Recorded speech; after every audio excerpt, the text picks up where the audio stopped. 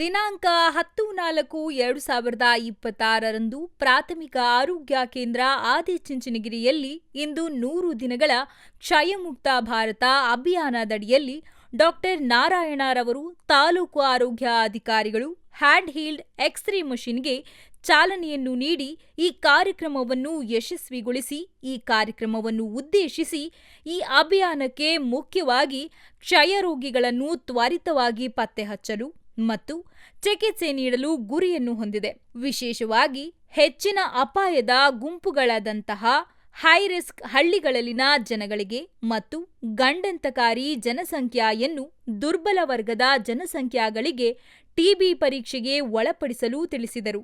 ಹಾಗೂ ಈ ಕಾರ್ಯಕ್ರಮದ ಉದ್ದೇಶವನ್ನು ಸಾರ್ವಜನಿಕರು ಸದುಪಯೋಗ ಪಡಿಸಿಕೊಳ್ಳಲು ತಿಳಿಸಿದರು. ಈ ಕಾರ್ಯಕ್ರಮದಲ್ಲಿ ಹಿರಿಯ ಆರೋಗ್ಯ ನಿರೀಕ್ಷಣಾಧಿಕಾರಿಗಳು ಸಿದ್ದಲಿಂಗಯ್ಯ ಹಾಗೂ ಈಶ್ವರ್, ಹಿರಿಯ ಚಿಕಿತ್ಸೆ ಮೇಲ್ವಿಚಾರಕರು ಬಸಪ್ಪಾಜಿರವರು ಹಾಗೂ ಎಕ್ಸ್ರೇ ಟೆಕ್ನಿಷಿಯನ್ಸ್ ಜೂರ್, ಕಿರಿಯ ಆರೋಗ್ಯ ನಿರೀಕ್ಷಣಾಧಿಕಾರಿಗಳು ಹುಚ್ಚೇಗೌಡ ಹಾಗೂ ಸಮುದಾಯ ಆರೋಗ್ಯ ಅಧಿಕಾರಿಗಳು ಪುಷ್ಪಲತಾ ಯುಕೆ ಹಾಗೂ ಆಶಾ ಕಾರ್ಯಕರ್ತೆಯರು ಹಾಗೂ ಸಾರ್ವಜನಿಕರು ಉಪಸ್ಥಿತರಿದ್ದರು.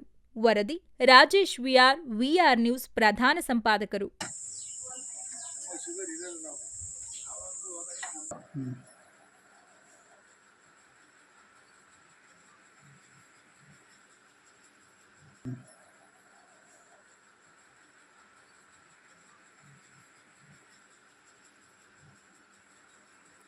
ಒಂದು ಫೋಟೋನ ಕ್ಲಿಕ್ ಮಾಡಿ.